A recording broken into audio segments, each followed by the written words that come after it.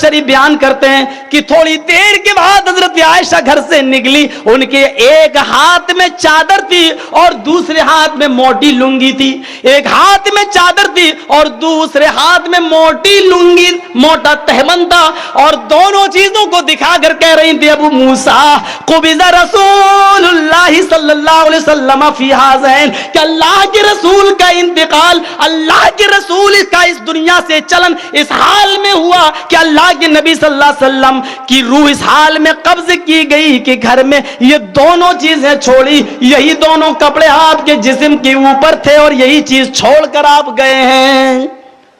یہاں تو ایک بار موقع مل جائے اسمبلی یا پارلیمنٹ میں جانے کا تو اتنا ہو جاتا ہے کہ اب میری پشت در پشت کھاتی چلی جائے گی۔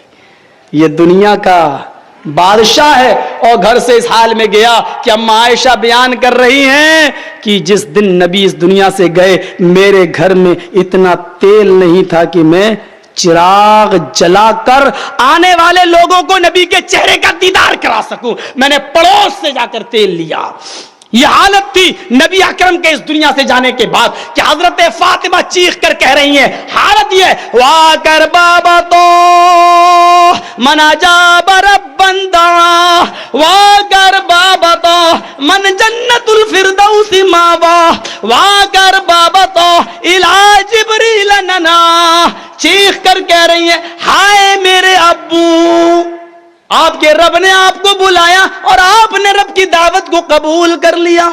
واگر بابا تو منا جاب رب بندہ، آپ کے رب نے آپ کو بلایا اور آپ نے اس کی دعوت کو قبول کر لیا۔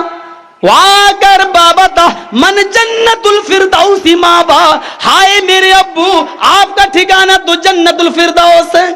پھر کہتی ہیں واگر بابا تو الا جبریل ننا، آئے ابو میں جبرائیل کو بلاتی ہوں اور آپ کے موت کی، آپ کے انتقال کی خبر دیتی ہوں۔ کیا صورت ہوگی اس وقت جب فاطمہ کہہ رہی تھی رضی اللہ تعالیٰ عنہ، کیا کہہ رہی ہیں کہ میں جبرائیل کو بلاتی ہوں، جبرائیل کو بلاتی ہوں اور آپ کے انتقال کی خبر دیتی ہوں۔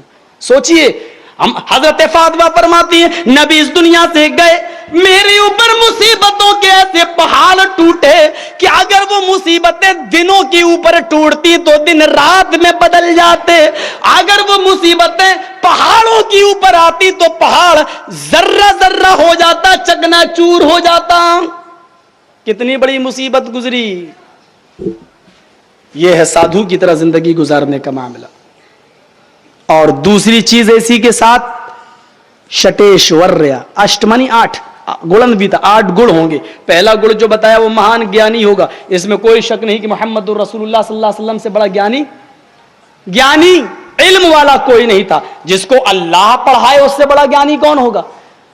انسان کو جب پڑھاتا ہے، آپ نے مجھے پڑھایا میں بھول سکتا ہوں، میں نے آپ کو پڑھایا آپ بھول سکتے ہیں، لیکن نبی کی خصوصیت کیا ہے؟ اللہ نے نبی کو پڑھایا، سنقریؤک فلا تنسا، اے رسول ہم آپ کو ایسا پڑھائیں گے کہ آپ بھولیں گے نہیں۔ اگر نبی اکرم کو کسی دنیا میں انسان نے پڑھایا ہوتا تو نبی اکرم بھول سکتے تھے، اس لیے کہ انسان کا پڑھایا ہوا بھلایا جا سکتا ہے، اور رسول کی تعلیم چونکہ بھلانے کے لیے نہیں آئی تھی، اس لیے ایسی ذات کے پڑھانے کی ضرورت تھی جو قیامت تک باقی رہے، اس لیے کہا سنقریؤک۔ علماء جانتے ہیں کہ جب سین فعل مضارع پہ آتا ہے تو وہ اس کو ماضی قریب کے معنی میں کر دیتا ہے، بالکل مستقبل، ان قریب ہم آپ کو ایسا یاد کرائیں گے، ایسا پڑھائیں گے فلا تنسا کہ آپ اس کو پھر بھولیں گے نہیں۔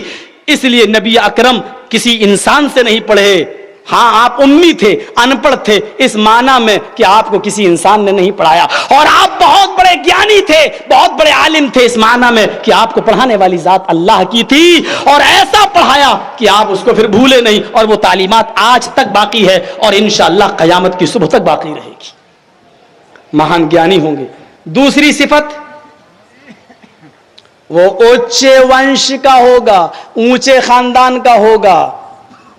ہمیں ڈر لگتا ہے ہمارے دوسرے بھائی بیچارے یہ نہ کہہ بیٹھے کہ مولوی صاحب نے نبی کو کیا بنا دیا، ورنہ ہندو دھرم کے اندر محمد رسول اللہ کے خاندان کا نام بھی ذکر کیا، تچھدوا پنڈریکاچ برہمن ودم بریتی بھون شمبھلو بشرو یشدو کے سمتی پرادربھاویم، محمد جو آئے گا وہ برہمن خاندان میں آئیں گے صلی اللہ علیہ وسلم۔ چونکہ برہمن کے دو معنی ہوتے ہیں، برہما وشنو مہیشی اللہ کا نام ہے، برہما کا ایک معنی ہوتا ہے برہمن اللہ والا، اور دوسرا معنی اس کا یہ ہوتا ہے برہمن کا کہ برہانڈ برہما یعنی برہمن چونکہ بھارت کی سب سے اونچی کاسٹ اور سب سے اونچی قوم مانی جاتی ہے، تو دوسرا معنی یہ ہوگا کہ محمد سب سے اونچی کاسٹ اور سب سے اونچی قوم کے اندر آئیں گے۔ اگر پہلا معنی لیا جائے کہ اللہ والے، تو عرب کے اندر 360 مورتیوں کی جو پوجا ہوتی تھی اس کے خانہ کعبہ کے رکھوالے وہ بھی محمد رسول اللہ کے گھر والے ہی تھے، اور ان سے زیادہ اللہ والا وہ کسی اور کو نہیں سمجھا جاتا تھا۔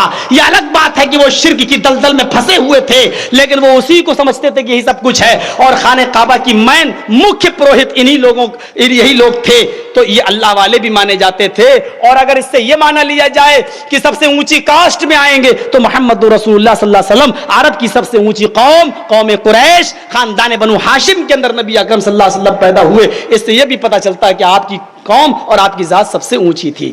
آئیے، وہ آتم نینترک ہوگا۔ تیسری چیز، ماہر نفسیات۔ محمد الرسول اللہ سے زیادہ نفسیات کو سمجھنے والا کون ہوگا؟ ایک شخص آیا، اے اللہ کے رسول صلی اللہ علیہ وسلم مجھے زنا کی اجازت دیجیے۔ اب سوچئے کہ اگر کوئی آدمی کسی مولانا سے کہے کہ مولوی صاحب فلاں لڑکی کے ساتھ میں زنا کرنے جا رہا ہوں، تو مولانا پر کیا گزرے کہ کمینہ میرے علم کی بھی قدر نہیں کر رہا اور یہ میرے پاس آ رہا اور اس طریقے کی حرکت کر رہا، اور دوسرے لوگ کہیں گے کمینے تو نے مولانا سے اس طریقے کی بات کی۔ وہ تو رسول کے پاس آیا، کہنے لگا مجھے اجازت دیجئے، اور وہ بھی کس کی؟ زنا کی۔ صحابہ نے گھور کے اس کو دیکھا گویا منع کر رہے ہوں گے، کیا کیسی بات کر رہا ہے؟ اللہ کے رسول نے کہا نہیں، ادھر آؤ میرے پاس۔ کتنا زبردست نفسیات کے ماہر تھے اللہ کے رسول، سمجھ گئے، ادھر آؤ۔ اب دیکھیے سمجھانے کا اسٹائل، سمجھانے کا انداز دیکھیے کہ تم جس لڑکی کے ساتھ زنا کی اجازت مانگ رہے ہو، مجھے پہلے چند سوالوں کے جواب دو۔ تمہاری بہن، بیٹی، ماں، بیوی کوئی ہے؟ اگر میں یہ کہوں کہ کوئی شخص تمہاری بیوی کے ساتھ یا بہن کے ساتھ یا بیٹی کے ساتھ زنا کر رہے، تو کیا تم اس کی اجازت اس کو دو گے؟ بالکل نہیں۔ اور کہیں ایسا بھی ہے کہ آپ نے کہا کہ اگر میں تم سے یہ کہوں کہ اپنی بہن کے ساتھ ایسا کام کرو تو تم کرو گے؟ کہنے لگا فدا کا بھی وہ امی یا رسول اللہ، نہیں کر سکتا، میرے ماں باپ آپ پر قربان۔ کہا اچھا ایسا کرو کہ اپنی خالہ کے ساتھ، اپنی پھوپھی یا چچی کے ساتھ۔ کہا بالکل نہیں اللہ کے نبی۔ فرمایا پھر تو جس لڑکی کے ساتھ زنا کی اجازت مانگ رہا ہے وہ بھی تو کسی کی ماں ہوگی، بہن ہوگی، بیٹی ہوگی، پھوپھی ہوگی، چچی ہوگی، کوئی رشتہ تو اس کا کسی کے ساتھ ہوگا۔ پھر وہ لڑکا یہ کیسے برداشت کرے کہ میری بہن کے ساتھ، میری بیٹی کے ساتھ اس طریقے کی حرکت ہو؟ لہٰذا جو چیز تم اپنی بہن کے لیے، بیٹی کے لیے ناپسند کر رہے ہو، وہ چیز تم دوسرے کی ماں، بہن، بیٹی کے لیے بھی ناپسند کرو۔ اس کے بعد میں آپ نے اس کے سر پہ ہاتھ پھیرا اور کہا اللہ اس نوجوان کی نظروں کی حفاظت فرما۔ اس کے بعد میں وہ نوجوان خود بیان کرتا ہے کہ اللہ کے نبی صلی اللہ علیہ وسلم کی اس دعا کے بعد پھر میری نظریں کبھی کسی پرائی لڑکی کی طرف کبھی نہیں اٹھی، اور میری نظروں کی حفاظت ہو گئی، اور اللہ نے مجھے زنا سے بچا لیا۔ یہ ماہر نفسیات اعتکاف میں بیٹھے ہیں، دیکھیے اعتکاف میں بیٹھے ہیں، دو بیویاں اللہ کے رسول کی تھیں، دونوں بیویاں ملنے آئیں۔ آپ اعتکاف میں بیویاں ملنے آئیں، مسجد میں اعتکاف میں بیٹھنے، اور آپ کی بیویاں ملنے آئیں، اور آپ ان کو چھوڑنے کے لیے مسجد کے دروازے تک بھی پہنچ گئے۔ مسئلے نکالتے رہیے۔ حالت اعتکاف میں بیوی آپ سے ملنے آ سکتی ہے، آپ اس کو چھوڑنے کے لیے مسجد کے دروازے تک بھی جا سکتے ہیں۔ حالت اعتکاف میں اللہ کے نبی صلی اللہ علیہ وسلم اپنا سر اندر کر دیتے تھے اور آپ کا دھڑ مسجد میں رہتا تھا۔ حضرت عائشہ سر میں تیل، آنکھوں میں سرما بھی لگا دیا کرتی تھی۔ حالت اعتکاف میں اگر آپ کا حجرہ مسجد سے لگا ہوا ہے تو یہ بھی جائز ہے۔ وہ آئیں دو بیویاں اور آپ ان کو چھوڑنے کے لیے مسجد کے دروازے تک گئے۔ چونکہ وہ چہرہ چھپائی ہوئی تھی، راستے سے دو انصاری گزر رہے تھے، دو لوگوں کا گزر ہو رہا تھا۔ नबी अकरम ने फौरन माहिर नफ्सियात देखी, आत्म नियंत्रक होगा, आप फौरन समझ गए कि कहीं शैतान इन लोगों के दिलों में खलल न डाले। आपने उन दोनों को बुलाया, इधर आओ, देखो कहीं ये मत सोचता कि मोहम्मद किसी पराई औरत से बात कर रहा, ये दोनों मेरी बीवियां हैं, मैं अपनी बीवियों से गुफ्तगू कर रहा हूं। कहा अल्लाह के रसूल मैं आपके बारे में शक कर सकता हूं? फरमाया कि शक नहीं, लेकिन शैतान खून के अंदर दौड़ता है, तुम्हारी रगों में दौड़ रहा है, वो तुम्हारे दिलों में गलत वसवसा डाल सकता है। पता ये चला कि बड़े से बड़े इंसान और बड़े से बड़े आलिम, जब सहाबा के दिलों में शैतान और सहाबा की खून में दौड़ सकता है, तो हम और आप जैसे मौलवी बच नहीं सकते शैतानी वसवसों से। मेरे भाइयों, हमारे और आपके अंदर भी दौड़ सकता है। और नबी अकरम ने कितना जबरदस्त फैसला उस वक्त लिया, और आपने कहा कि मैं अपनी बीवियों से बात कर रहा हूं ताकि तुम्हारे अंदर ये शक पैदा ना हो। कितना शुकूक और शबहात की चीजों से बचते थे अल्लाह के रसूल। एक दाई की जिम्मेदारी बनती है कि कल वो जब दावत के मैदान में आए तो वो इन तमाम चीजों का ख्याल रखे। मेरे भाइयों, कितना शुकूक और शबहात से वो बचा करते थे, और अल्लाह के रसूल से इस बात का पता चलता है इस वाक़े से कि माहिर नफ्सियात थे आप, कितना जबरदस्त आपको नफ्स के समझने का इल्म था। इस वाक़े को उठाओ कि मुआज़ इब्न जबल को जब यमन का गवर्नर बनाकर भेजा, मुआज़ इब्न जबल को जब यमन का गवर्नर बनाकर भेजा तो वो गए, तो कहा मुआज़ जब तुम यमन के अंदर जाओ तो पांचों चीजें एक बैग लोगों को न बताना। आए मुआज़ इब्न जबल, पहले उनको कलमे की तरफ बुलाना, जब वो कलमा पढ़ लें तो तुम उनको नमाज की तालीम देना, जब वो नमाज भी पढ़ने लगे तो तुम उनको रोजे की दावत देना, जब वो रोजा भी रखने लगे तब उनसे कहना कि तुम्हारे ऊपर ज़कात भी फर्ज है, जब वो ज़कात भी देने लगे तब तुम उनसे कहना कि तुम्हारे ऊपर साल में नहीं जिंदगी में एक मर्तबा हज भी फर्ज है। ये सारी चीजें एक एक एक करके देना, एक बैग न देना, वरना वो फिसल जाएंगे, बहक जाएंगे और बोझ समझ लेंगे और वो इस्लाम के करीब नहीं आएंगे। यह दावत की हिकमत, और कितना बड़ा माहिर नफ्सियात है मुहम्मदुर रसूलुल्लाह सल्लल्लाहु अलैहि वसल्लम। वो आत्म नियंत्रित होगा, वो नफ्सियात का बहुत बड़ा माहिर होगा। लीजिए हिंदू भाइयों, किताब आपकी है और नबी हमारा है, और ये नबी हमारा नहीं बल्कि आपकी किताब आपको खोया हुआ नबी का एड्रेस दे रही है। जिस नबी की, जिस प्रॉफिट और मैसेंजर की और नराशंस की आप तलाश कर रहे हैं, वो कोई और नहीं, वो वही मोहम्मद है, वो वही अहमद है, वो वही नराशंस है, वही कल की अवतार है, वही अंतिम संदेशता है, वही मुहम्मदुर रसूलुल्लाह सल्लल्लाहु अलैहि वसल्लम है, जिसके बारे में आपके शंकर जी ने भी कहा है और तुलसीदास जी ने भी इशारा किया है। हिंदू भाइयों, मैं तुम्हारा खोया हुआ नबी तुमको दे रहा हूं, आओ और तुम सोचो तो सही कि तुम कहां जा रहे हो। आओ, ये तीन चीजें हो गई। वो आत्मनियंत्रित होगा, पहली चीज वो महान ज्ञानी होगा, अल्लाह के रसूल से बड़ा इल्म किसी को नहीं, वो उच्च वंश का होगा, आप ऊंचे खानदान से भी ताल्लुक रखते थे। तीसरी चीज वो माहिर नफ्सियात होगा, और चौथी चीज वो श्रुतु ज्ञानी होगा, उसको सुनकर इल्म होगा, यानी कोई भी चीज वो उस वक्त तक नहीं बताएगा और उसको इल्म भी नहीं होगा किसी भी चीज का जब तक कि उसको अल्लाह न बता दे, जब तक कि उनको अल्लाह ना बता दे। जैसा हजरत आयशा के ऊपर जो जिना की तोहमत लगी और आप बैठे हुए हैं और हजरत आयशा के करीब और फरमा रहे हैं, आयशा अगर तूने ऐसा कुछ किया है तो मुझे बता दे और अल्लाह ताला से तौबा कर, अल्लाह ताला बहुत बड़ा बख्शने वाला है। अभी तक आप यही समझ रहे हैं, आपको पता नहीं है मेरी बीवी पर जो इल्जाम लगा है वो सच्चा या झूठा, इसी पसो पेश में है। 1 महीने से ज्यादा गुजर चुका है और आप उसी के अंदर पसो पेश में मुब्तला हैं। और एक दिन आप अपनी बीवी के भी करीब आकर बिल्कुल बैठ गए और उसी वक्त कहने लगे, आयशा सच्ची तौबा कर ले अगर तूने वो काम किया। कहा अल्लाह के नबी मैं कुछ नहीं कह सकती हूँ, अगर मैं ये कहती हूँ कि मुझसे जिना का सुदूर हुआ तो आपके दिल में फौरन ये बात बैठ जाएगी क्योंकि ये मामला ही ऐसा है। और अगर मैं ये कहती हूं कि मैंने ये काम नहीं किया तो अभी आपको यकीन नहीं आएगा, क्योंकि एक चीज लोगों ने आपके दिल में बिठा दी है, मेरा मामला तो अब अल्लाह के सुपुर्द है, अब अल्लाह ही फैसला करेगा। अल्लाह के नबी अभी वहीं बैठे हुए हैं। अम्मा आयशा बयान करती है कि पेशानी पे पसीना आने लगा, आप कप कपाने लगे। जब वही आया करती थी तो आपकी जो शक्ल हो जाया करती थी कि सख्त सर्दियों में भी आपकी पेशानी पर पसीना आ जाया करता تھا. اور کبھی جب اونٹنی پر اللہ کے نبی سفر کرتے تھے اور وحی آ جایا کرتی تھی تو اللہ کے نبی صلی اللہ علیہ وسلم پر وحی کے بوجھ سے وہ اونٹنی بھی دبی جاتی تھی. اما عائشہ فرماتی ہیں کہ آپ میری ران پر کبھی کبھی سر رکھ کر سوتے تھے اور وحی آتی تھی تو مجھے ایسا لگتا تھا کہ اس وحی کے بوجھ سے کہیں میری ران کچل نہ جائے. بس یہی صورت میں نے نبی کے چہرے پر دیکھی. آپ کی پیشانی پہ پسینہ آیا, چہرہ سرخ ہونے لگا. میں سمجھ گئی کہ اللہ کے نبی پر وحی آ رہی ہے. اللہ آپ کو بتلا رہا ہے. میری ماں ڈر رہی تھی, میرے باپ کے چہرے پر سناٹا تھا. اللہ میری بیٹی کے بارے میں کیا فیصلہ ہو, لیکن میرے چہرے پہ کوئی ملال نہیں تھا, اس لیے کہ جب میں نے غلط کام کیا ہی نہیں تھا تو مجھے کیوں ملال ہو. تھوڑی دیر کے بعد اللہ کے نبی نے فرمایا عائشہ خوش ہو جاؤ, خوش ہو جاؤ, اللہ تعالیٰ نے تمہاری برات نازل فرما دی, تمہاری پاک دامنی کا اعلان کر دیا. عائشہ خوش ہو جاؤ.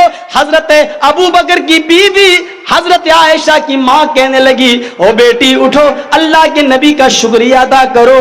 کہا کہ اے ماں, نہ میں تو نبی کا شکریہ ادا کروں گی اور نہ میں نبی سے کچھ کہوں گی, میں تو اس اللہ کا شکریہ ادا کروں گی جس نے میری پاک دامنی کا اعلان کیا, جس نے میری برات کا اعلان کیا. حضرت عائشہ اٹھتی ہیں اور اللہ رب العالمین کا شکریہ ادا کرتی ہیں. وہ شروع تو گیانی ہوگا, وہ اس وقت تک اس کو کچھ چیز معلوم نہ ہوگی جب تک کہ اس کو اللہ نہ بتا دے, وہ سن کر اس کو گیان نہ ہو.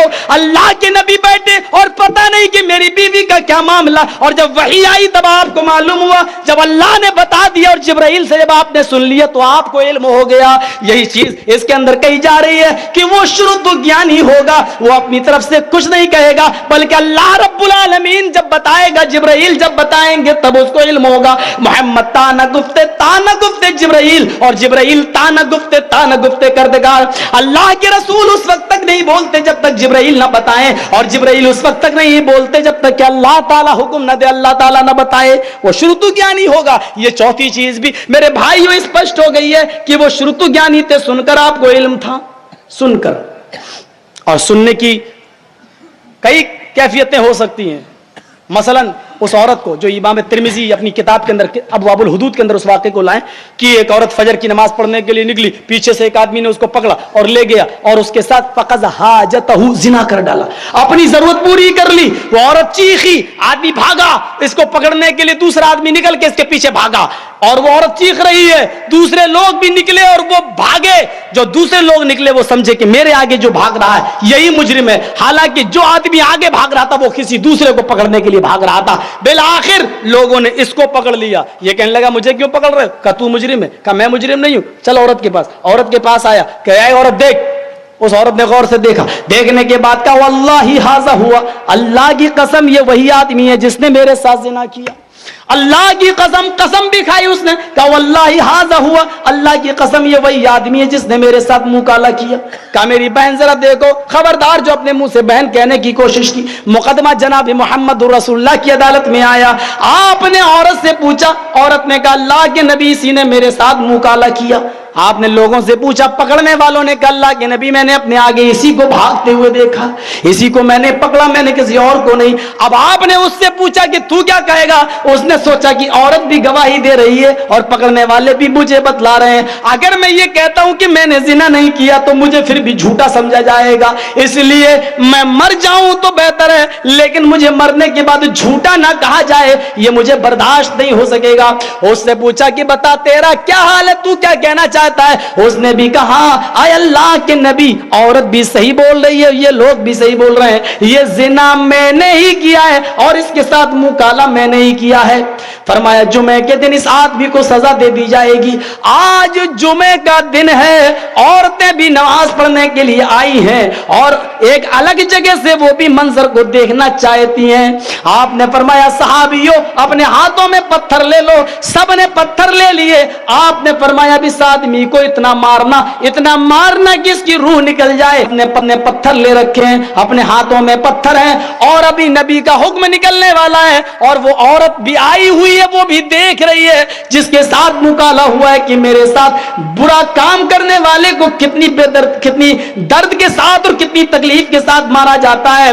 آج وہ بھی دیکھنا چاہتی ہے. صحابہ بالکل ریڈی کھڑے ہیں کہ اسی مجمع میں ایک آدمی چیختے ہوئے ہوئے کہتا ہے اے اللہ کے رسول اس آدمی کو چھوڑ دو, اس کا قصور نہیں ہے, یہ آدمی مجرم نہیں ہے, یہ آدمی گناہگار نہیں ہے, اصل قصوروار تو میں ہوں. اے اللہ کے نبی اس نے اس کے ساتھ مکالمہ نہیں کیا بلکہ میں نے کیا. معاملہ سیریس ہو گیا. اللہ کے نبی نے اس عورت کو بلایا کہ ان دونوں میں سے پھر سے پہچانو. اس عورت نے دونوں کو دیکھا اور دونوں کو دیکھنے کے بعد کہنے لگی اے اللہ کے رسول میں تو فجر کی نماز پڑھنے گئی تھی, رات اتنی اندھیری تھی کہ ان دونوں میں سے کس نے میرے ساتھ مکالمہ کیا میں پہچان نہیں سکتی ہوں. اے اللہ کے نبی مجھے نہیں معلوم. اب اگر یہ آدمی کہہ رہا ہے تو اسی نے کیا ہوگا. پکڑنے والوں نے کہا اللہ کے نبی جب میں نے اس کو پکڑا تھا تو یہ آدمی یہ کہہ رہا تھا مجھے چھوڑو, میں کسی اور کو پکڑ رہا ہوں جو میرے آگے آگے بھاگ رہا ہے, وہ شاید یہی آدمی ہوگا. اب تو معاملہ بالکل کلیئر ہو گیا. اللہ کے نبی نے کہا اس آدمی کو پکڑو جس نے اقرار کر لیا ہے کہ میں نے زنا کیا, اس کو لاؤ. پھر آپ نے اس آدمی سے پوچھا کہ جب تو نے زنا نہیں کیا تھا تو تو نے اقرار کیوں کر لیا؟ اس نے کہا اللہ کے رسول عورت بھی مجھے بتلا رہی تھی, یہ پکڑنے والے بھی مجھے بتا رہے تھے, تو میرا اکیلا یہ کہہ دینے سے کہ میں نے زنا نہیں کیا تھا تو کیا فرق پڑتا ہے, اس لیے تب بھی مجھے سزا دی جاتی, لیکن حقیقت یہ کہ میں نے زنا نہیں کیا. اب حکم ہوتا ہے کہ اصل مجرم کو پکڑو اور اس کو مارو. آسمان سے جبرائیل علیہ السلام آ جاتے ہیں اور فرماتے ہیں اللہ کے نبی اللہ نے اس آدمی کے اس جرم کو معاف کر دیا, آپ بھی اس کو معاف کر دیجئے, اس لیے کہ اس نے زنا تو کیا ہے, ایک بہت بڑا قصور تو کیا ہے, اور اس کی سزا اگر ملنی ہے اس کو تو اس نے ایک بہت بڑا نیک کام بھی کیا ہے کہ اس نے وقت پر حاضر ہو کر ایک بے قصور اور ایک بے گناہ کی جان بچا لی ہے. لہذا اس بے گناہ اور بے قصور کی جان بچانے کا انعام اس کو ملنا چاہیے, اور اللہ نے اس کے زنا کے اس جرم کو معاف کر دیا کیونکہ یہ توبہ کر کے آیا ہے. لہذا آپ بھی اس کو نظر انداز فرما دیجئے. میرے بھائیو اس سے آپ کئی چیزیں نکال سکتے ہیں. ترمذی ابواب الحدود کے اس واقعے سے کئی چیزیں نکال سکتے ہیں کہ اللہ کے نبی کے زمانے میں عورتیں بھی فجر تک کی نماز, جمعہ نہیں فجر تک کی نماز پڑھنے کے لیے مسجد میں جایا کرتی تھی. آج کل لوگ کہتے ہیں کہ فتنے کا زمانہ ہے, عورتوں کو نہ روکو, عورتوں کو روکو, لیکن نبی کے زمانے میں تو زنا تک ہو گیا, اور زنا بھی ہو گیا, اس عورت کی عزت تک لوٹ لی گئی, لیکن نبی نے تو نہیں فرمایا کہ آج کے بعد کوئی عورت اب مسجد کے اندر نہ آئے, آج کے بعد کوئی عورت اب مسجد میں نہ آئے, کیونکہ عورتوں کی عزتیں لوٹنے لگی. جب نبی اکرم عورتوں کو منع نہیں کر رہے ہیں تو دین کے ٹھیکیدار پھر کون ہوتے ہیں جو دین کے ٹھیکے اپنے ہاتھوں میں لے رکھے ہیں؟ جب محمد رسول اللہ اس کو فتنہ نہیں سمجھ رہے ہیں تو ہم اور آپ اس کو فتنہ کیوں سمجھیں؟ تیسرا مسئلہ اس حدیث سے یہ بھی معلوم ہوتا ہے کہ اللہ کے نبی صلی اللہ علیہ وسلم کے زمانے میں عورتیں فجر کی نماز پڑھنے جاتی تھی تو فجر کی نماز اتنے اندھیرے میں پڑھی جاتی تھی کہ کوئی بھی آدمی کسی اور کو پہچان نہیں پاتا تھا, غلط میں پڑھی جاتی تھی, چہرہ تک نہیں. زنا تو دو جسم ایک جان, کتنے قریب سے زنا ہوتا ہے, لیکن اس کے باوجود عورت چہرہ پہچان نہیں سکی اور بتا نہیں پائی کہ ان دونوں میں اصل مجرم کون ہے. تو اندھیرے میں افضل وقت پہ نماز ہوا کرتی تھی. اور چوتھا مسئلہ یہ کہ نبی اکرم کو اس وقت تک علم نہیں ہوا جب تک کہ اصل مجرم خود نہیں آ گیا, یا پھر اصل مجرم نے خود اقرار نہیں کر لیا. تو بتانے کی کئی شکلیں ہو سکتی ہیں کہ کبھی اصل مجرم خود بتلا دے, یا پھر جبرائیل علیہ السلام حقیقت کو بتلا دے. شروع تو گیانی کا مطلب یہ ہوا کہ اس کو سن کر علم ہوگا, اس کو آٹومیٹک کوئی علم نہیں ہوگا, اپنے سے کوئی علم نہیں ہوگا. شروع تو گیانی. ہاں, پانچویں چیز بتائی جا رہی ہے وہ بڑا پراکرمی ہوگا. بڑا پراکرمی مانی بہادر, وہ بہت بہادر ہوگا. یہ صفت بھی محمد رسول اللہ صلی اللہ علیہ وسلم کے اندر حد سے زیادہ پائی جاتی تھی. اور اس سے بڑا بہادر کون ہے؟ اس سے زیادہ بہادری کی مثال کہ سارا زمانہ مخالف, صرف ابو طالب اپنے بھتیجے کا ساتھ دے رہے ہیں, اور آج ابو طالب بھی کہتے ہیں او بھتیجے میرے اوپر اتنا بوجھ تو نہ ڈال کہ میں برداشت نہ کر سکوں. اب تو تجھے قتل کا پلان بنانے لگے لوگ, اب میرے اوپر اتنا بوجھ نہ ڈال کہ میں برداشت نہ کر سکوں. بھتیجے جو دعوت تو لوگوں کو دے رہا ہے اس دعوت سے باز آ جا. اپنے چچا کے درد بھرے جملے سنے اور دیکھا کہ میرے سر سے میرے چچا کا ہاتھ اٹھ رہا ہے. تو اس بہادر نبی کا جواب سنو. آئے چچا جان, آپ یہ نہ سمجھے کہ میں آپ کی ہمت سے اور آپ کی آپ کے شفقت پر ہاتھوں کی بنیاد پر یہ کام کر رہا ہوں. اگر آج آپ آنکھیں موڑتے ہیں تو موڑ لیجئے. قسم ہے مجھے اپنے پیدا کرنے والے رب ذوالجلال والاکرام کی, اگر یہ کافرین مکہ 9.5 کروڑ میل کی اونچائی سے سورج توڑ کر لائیں اور میرے داہنے ہاتھ پہ لا کے رکھ دیں, اور 2.5 لاکھ میل کی اونچائی سے چاند کو توڑ کے لائیں اور میرے بائیں ہاتھ پہ رکھ دیں, تو آئے چچا جان سن لو, چاند اور سورج کو توڑ کے لانا تو ممکن ہو سکتا ہے, لیکن محمد دین حق کی دعوت سے باز آ جائے یہ ممکن نہیں ہو سکتا ہے. اپنے چچا کو 2 ٹوک جواب دے دیا. جانتے ہیں کہ کتنے دشمن ہیں اور چچا کے اوپر بھی نظریں اڑنے لگی ہیں, اکیلے میرا کیا ہوگا, لیکن اس بہادر نبی کا جواب تو سنو. اس نے بہادری کی مثال قائم کرتے ہوئے فرمایا, چچا میں آپ کی مدد سے نہیں اللہ کی مدد سے دعوت و تبلیغ کر رہا ہوں, اور آئندہ بھی اللہ کی مدد سے کروں گا. اس بہادر نبی کا بہادرانہ جواب دیکھو. ایک طرف 24,000 کا لشکر ہے اور ایک طرف 3,000 کا لشکر ہے. 3,000 میں 1,200 یہودی و کافر بھی ہیں.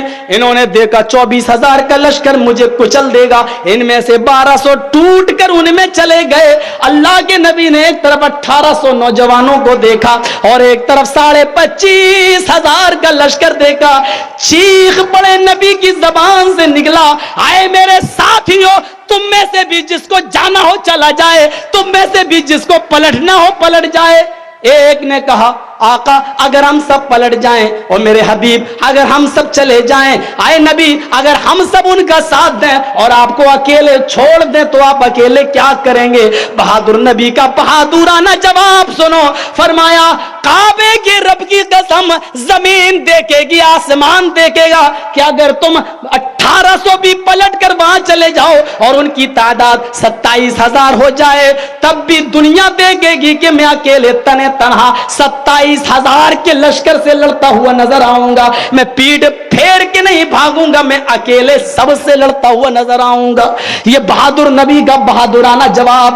یہ جارج ڈبلو بش کی طرح نہیں کہ فوج کو تو ڈھکیل دے عراق میں اور خود ایش کرے, خود ایئر کنڈیشن میں روئے. میرا نبی کمان خود سنبھالتے تھے, میرے نبی تیر خود اٹھاتے تھے, میرے نبی تلوار خود سنبھالتے تھے, اور اتنا محتاط طریقے سے جنگ کی 80 جنگیں نبی کے زمانے میں ہوئی اور 26 جنگوں میں نبی نے شرکت کی اور 54 جنگوں میں نہیں.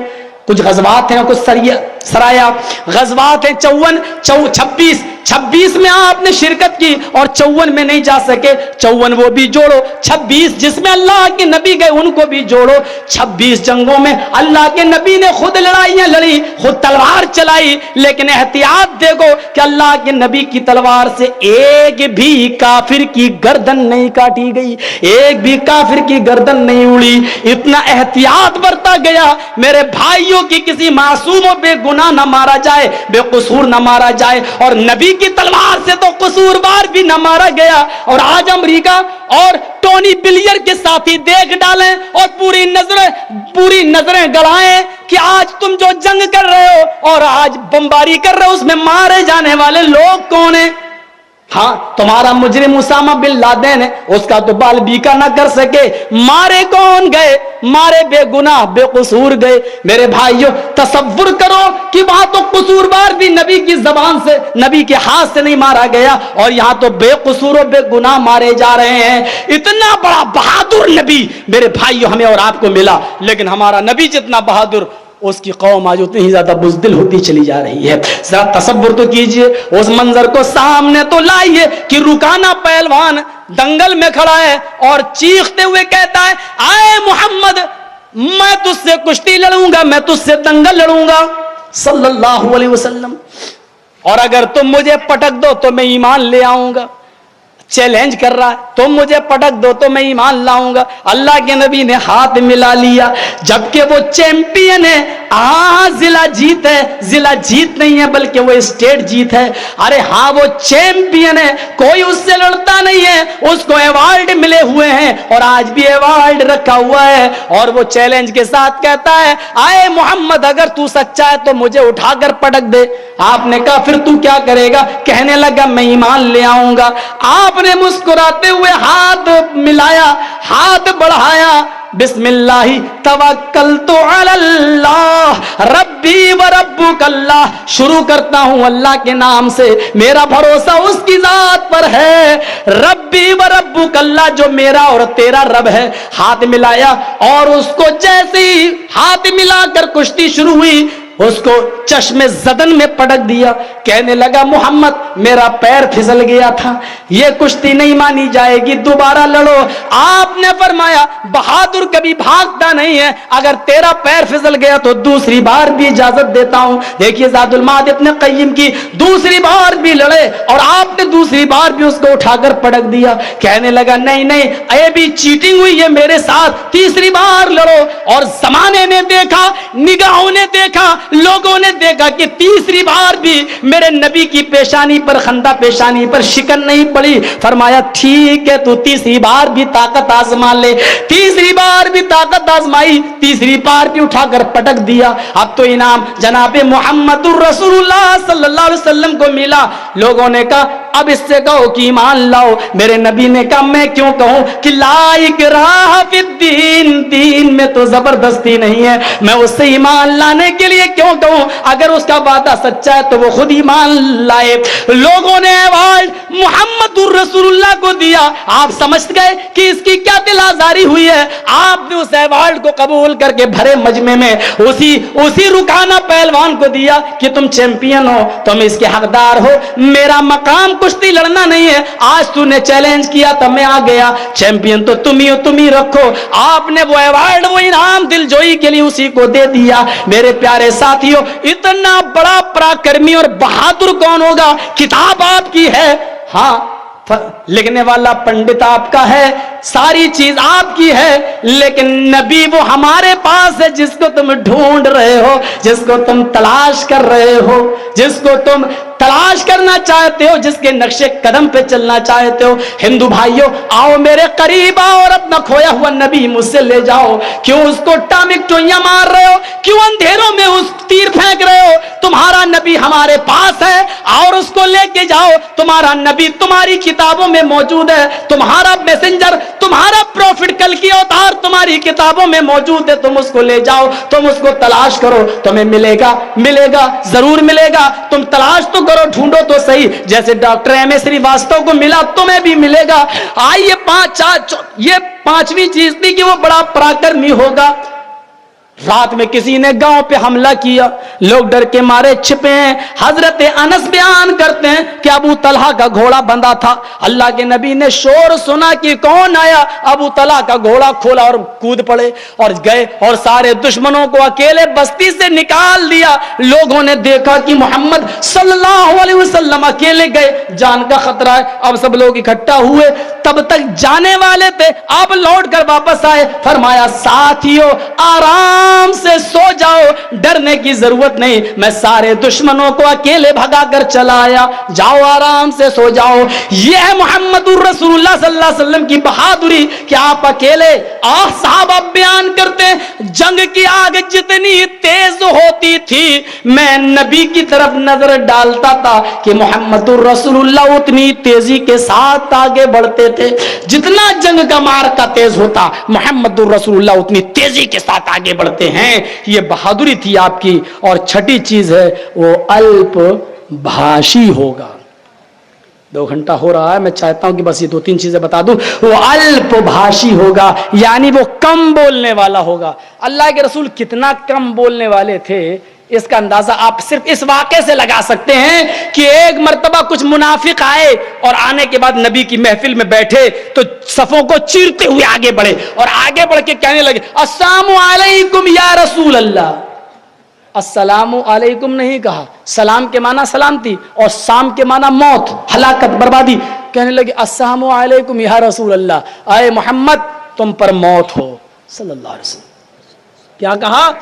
وہ آئے صفوں کو چیرتے ہوئے آگے بڑھے۔ یہی منافق کی پہچان ہے کہ یہ بھی ہوتی ہے، ہاں کبھی اونچے پیجامے اور نیچے کرتے اور ہاتھ کی تسبیح دیکھ کے دھوکہ مت کھا جانا۔ ہاں منافق کی ایک پہچان یہ بھی ہوتی ہے، قرآن کہتا ہے جب تم ان کے چہروں کو دیکھو گے تو ان کے لباس تم کو خوش کر دیں گے، ان کے چہرے تم کو خوش کر دیں گے۔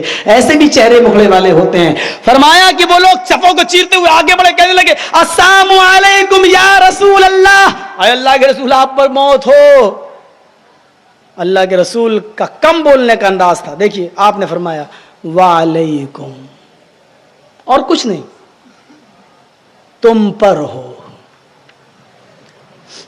کیا کہا انہوں نے؟ السلام علیکم یا رسول اللہ، اللہ کے رسول موت ہو تم پر. آپ نے کہا وعلیکم، تم پر ہو. اس سے آپ اندازہ لگا سکتے تھے کہ وہ کتنا الپ بھاشی ہے، کتنا کم بولنے والا، کتنا کم بولنے والا. ہاں ایک بار اما عائشہ نے ضرور کچھ کہہ دیا تھا کہ وعلیکم السلام یا یہود ولعنت اللہ، یہودیو تم پر موت ہو، اللہ کی لعنت. آپ نے فرمایا عائشہ تم نے ظلم کیا، معافی مانگو. کہ اللہ کے رسول آپ نے سنا نہیں انہوں نے کیا کہا؟ انہوں نے کہا السلام علیکم یا رسول اللہ، اے رسول موت ہو آپ پر. آپ نے کہا عائشہ تم نے سنا نہیں، میں نے ان کو کیا جواب دیا؟ وعلیکم، تم پر ہو، لیکن تم نے ولعنت اللہ کی زیادتی کی ہے، جاؤ معافی مانگو. الپ بھاشی ہے، کم بولنے والا ہے، اور بولنے والا ہی نہیں بلکہ حکم بھی دے رہا کہ اپنی زبان کو روکو. اکثر لوگ جہنم میں زبان کی وجہ سے جاتے ہیں. زیادہ کلام نہیں ہونا چاہیے، البھاشی ہوگا. 7ویں چیز اور 8ویں چیز، بس 7ویں چیز یہ ہے کہ وہ دانی ہوگا، خیرات کرنے والا ہوگا. میں سمجھتا ہوں کہ اس کو بتانے کی ضرورت نہیں ہے. اللہ کے رسول کتنی خیرات کرتے تھے کہ وہ آندھی اور طوفان جو آتا ہے اس کی سپیڈ کم ہوتی تھی، جب خیرات کرنے پہ آتے تھے تو آپ کے ہاتھوں کی سپیڈ اس آندھی اور طوفان سے زیادہ ہوتی تھی. باتیں سرسر جب چلتی ہے تو اس سے بھی سخت رفتار سے محمد رسول اللہ اپنا صدقہ اور خیرات دوسروں میں بانٹ رہے ہیں. بلکہ ایک موقع پر ایسا کہ غنیمت کا مال آیا، اما عائشہ سوچنے لگی کہ آج نبی تقسیم کریں گے، شام کو آج میرے گھر پہ بھی چولہا جلے گا. لنمکث شہرن، 1 مہینہ ہم رکے رہے میرے گھر میں چولہا نہیں، شاید آج میرا چولہا جلے گا. اما عائشہ مسجد میں کی اور سے دیکھ رہی ہیں، اپنے گھر کی اور سے دیکھ رہی ہیں. اللہ کے نبی غنیمت کا مال سب کو بانٹ رہے ہیں، دونوں لب بھر بھر کے دے رہے ہیں. فجر کی نماز پڑھنے کے بعد مال غنیمت تقسیم کرنا شروع کیا. شام کو اللہ کے نبی گھر آئے. اما عائشہ کہتی ہے کہ میں سوچ رہی تھی کہ میرے گھر میں آج چولہا جلے گا، کیونکہ میرے نبی بھی جنگ میں گئے تھے، ان کو بھی تو مال غنیمت ملے گا، ان کو بھی تو کچھ حصہ ملے گا. آج میرے گھر میں چولہا جلے گا 1 مہینے کے بعد.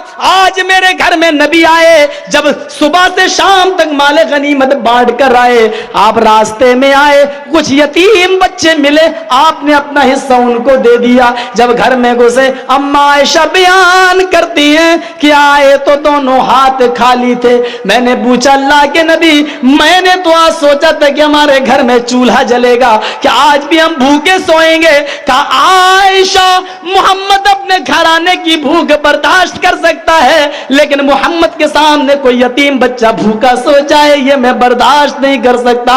عائشہ میں نے اپنا حصہ دوسروں کو دے دیا، یتیموں کو اور غریبوں کو دے دیا. میرے پیارے ساتھیوں، یہ اس گھر کا حال، یہ صدقہ اور خیرات کا حال. آیا عائشہ آج گھر میں کھانے کو کچھ ہے؟ جواب دیا پانی کے سوا کچھ نہیں. کہ رونے کی اور گھبرانے کی ضرورت نہیں ہے. عائشہ کوئی بات نہیں، میں نے تو صبح روزے کی نیت کر لی تھی. دوسرے دن دوسری بیوی کے یہاں نمبر آیا، آئے سودا گھر میں کچھ ہے؟ کہ اللہ کے نبی پانی کے سوا کچھ نہیں ہے. کوئی بات نہیں، میں تو آج بھی روزے سے ہوں. تیسرے دن تیسری بیوی سے کہا کچھ ہے؟ فرمایا اللہ کے نبی آج پانی کے سوا کچھ نہیں ہے.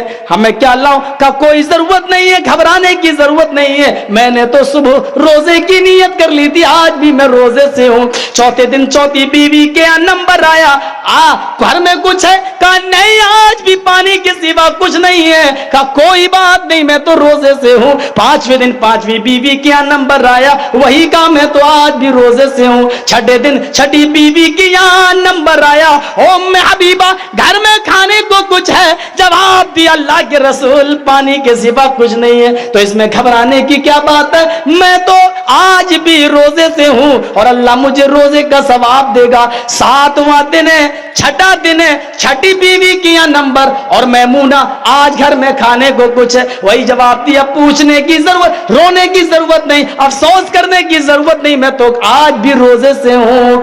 اما عائشہ کہتی ہیں 7واں دن ہے، لوٹ کر میرے گھر پہ دوبارہ باری آ گئی. پوچھ رہے ہیں اللہ کے نبی گھر میں کچھ ہے؟ جواب دیا کہ آج بھی پانی کے سوا کچھ نہیں. اور ایسی ایک نہیں، 2 نہیں، कई कंटिन्यू चक्कर लग जाया करते थे, कई बार आ जाया करती थी। हमारे घर में चूल्हा नहीं जला करता था, इसलिए कि नबी अपना सारा माल गरीबों में लुटा दिया। कि जान को खतरा है तो फिर कौन मामून रहेगा, फिर हिफाजत किसकी होगी। ये हजरत खदीजा नबी अकरम को इस तरीके से तसल्ली दिया करती थी। तो आप एहसान मंद भी थे और एहसान किया भी करते थे और आपका एहसान मशहूर था।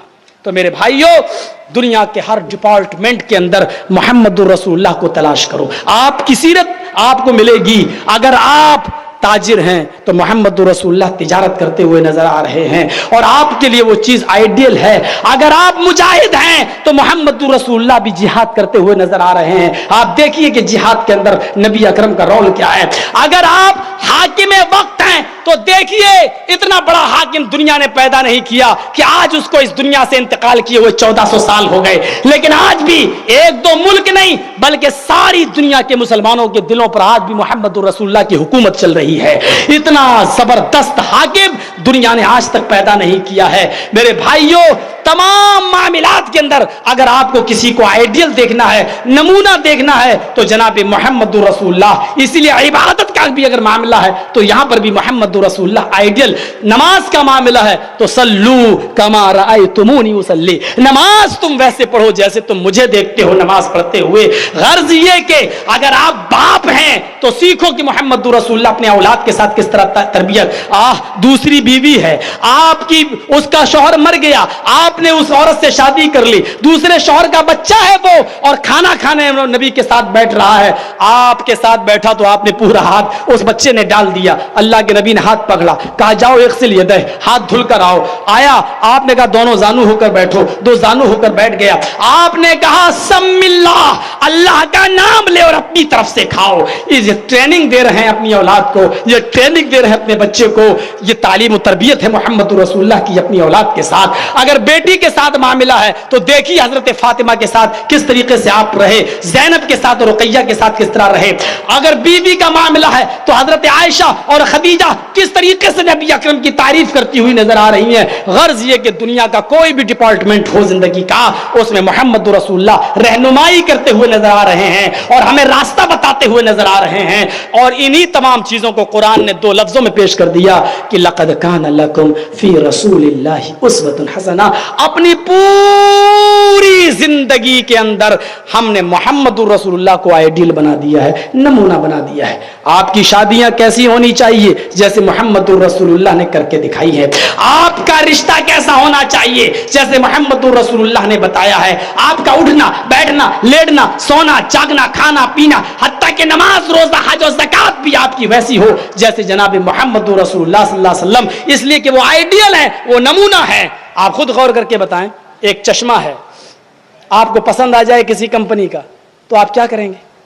आपको साहब ये चश्मा बना दीजिए और 100 चश्मे, ठीक है मैं बना देता हूं, ऐसे ही चाहिए, मैं आइडियल दे रहा हूं तो मैं ये मॉडल है, ऐसे 100 चश्मे चाहिए। उसमें लगाता स्प्रिंग।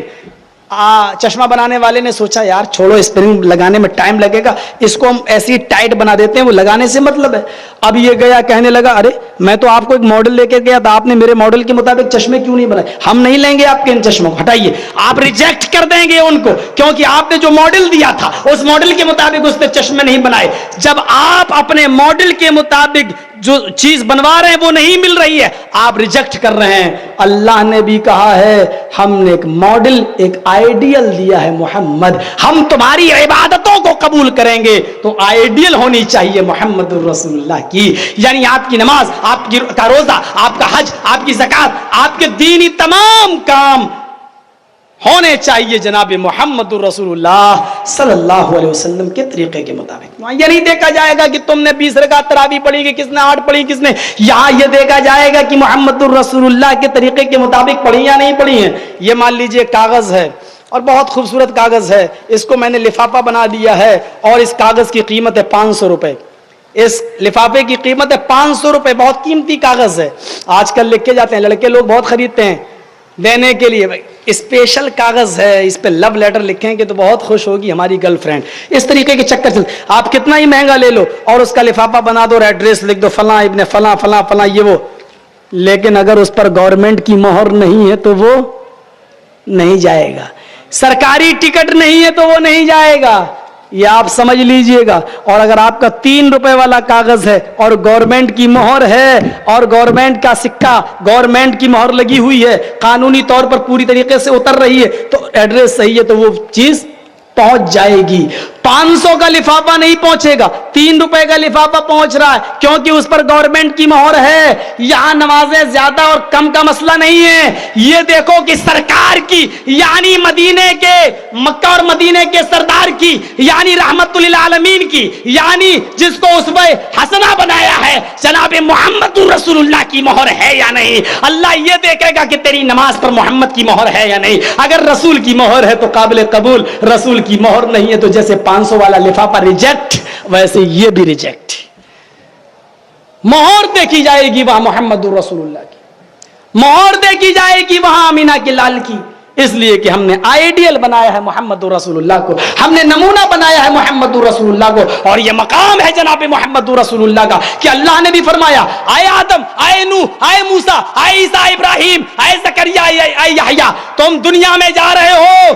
اے میرے پیغمبروں تم دنیا میں جا رہے ہو, اگر تمہاری زندگی میں میرا آخری نبی آ جائے تو تمہاری ڈیوٹی کیا ہے؟ اگر تمہاری زندگی میں میرا آخری پیغمبر آ جائے تو تمہاری ڈیوٹی کیا ہے؟ سارے کہنے لگے کیا ہے؟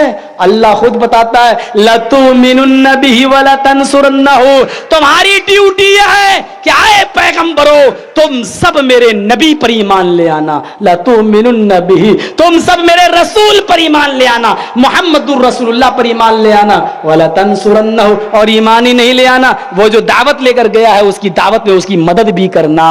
جب نبیوں کے سامنے محمد الرسول اللہ آ جائیں تو سارے نبی محمد پر ایمان لائیں اور محمد رسول اللہ پر ایمان ہی نہیں لائیں بلکہ نبی اکرم کے مشن پہ نبی کی مدد بھی کریں گے. یہ فرض ہو جاتا ہے ان کے اوپر. اس سے مقام رسالت سمجھ میں آتا ہے کہ محمد رسول اللہ کا مقام کیا ہے. اور مقام رسالت سمجھنا ہے تو قرآن کے اس آیت سے سمجھو فلا وربک لا یؤمنون, اللہ قسم کرا فلا, ہرگز نہیں, وربک تیرے رب کی قسم ہے. کیا چیز ہے؟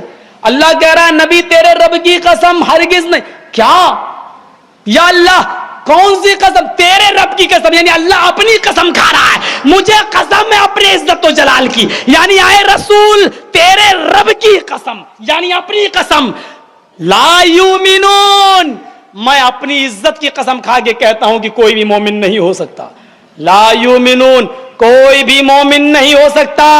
حتی یحکموک فیما شجر بینہم, جب تک کہ وہ اپنے تمام اختلافات کے اندر, تمام جھگڑوں کے اندر, تمام صورتحال میں وہ آپ کو حاکم نہ مان لے, وہ آپ کو جج نہ مان لے, وہ آپ کو فیصل نہ مان لے, اور فیصل مان نہ لے بلکہ ثم لا یجدوا فی انفسہم حرجا مما قضیت, اور آپ جو فیصلہ کر دیں اس فیصلے کو بخوشی قبول نہ کر لے, وہ مومن نہیں ہو سکتا ہے. اور اگر اس کے دل میں تنگی آ گئی, فیصلہ تو مان لیا ٹھیک ہے لیکن دل میں یہ ہوا کہ مجھے ہونا چاہیے تھا. فیصلہ تو مان رہا ہے ٹھیک ہے, نبی نے جو فیصلہ کر دیا مان لیا, لیکن کہہ رہا کہ ہاں اگر ہم کو ملتا تو اچھا ہوتا. یہ شبہ اگر تیرے دل میں آ گیا تو فیصلہ ماننے کے باوجود قرآن کیا کہہ رہا ہے؟ ثم لا یجدوا فی انفسہم حرج, تیرے دل میں حرج, تنگی نہیں ہونی چاہیے. اگر تنگی ہو گئی مما قضیت ویسلموا تسلیما تو تو مومن نہیں جب تک کہ تو پوری طریقے سے اس فیصلے کو تسلیم نہیں کرے گا. یہ ہے مقام رسالت. 2 فرشتے اتر رہے ہیں آسمان سے, ایک بیچ میں رہ گیا, ایک زمین پہ. دارمی کی روایت ہے, ایک زمین پہ, زمین والا فرشتہ آسمان والے سے پوچھ رہا ہوا یہ جو سو رہا ہے یہی ہے کیا, یہی نبی ہے کیا؟ تو اوپر والا کہہ رہا نعم, ہاں یہی ہے وہ نبی, یہی ہے. تو اوپر والا فرشتہ کہتا ہے نیچے والے سے زنہ برجل من امہ, اس آدمی کو ایک آدمی کے ساتھ تولو تو اس کی امت میں سے ایک آدمی کے ساتھ ترازو پہ رکھو, دیکھو کون بھاری ہے. اللہ کے نبی فرماتے, ابو ذر غفاری کی روایت ہے, اللہ کے نبی سے میں نے پوچھا کہ آپ نے یہ کیسے جانا کہ میں اللہ کا نبی ہوں؟ تو بتا رہے ہیں کہ خواب میں اس طریقے سے مجھے دکھایا گیا. تو اللہ کے رسول پر بیان کر رہے ہیں کہ ایک آدمی ترازو پر رکھا گیا اور دوسری طرف مجھے رکھا گیا. جب ترازو اٹھائی گئی تو میرا پلڑا بھاری تھا, اٹھ گیا وہ پلڑا, میرا پلڑا جھک گیا. اس فرشتے نے کہا زن ہو 10 کے ساتھ تولو.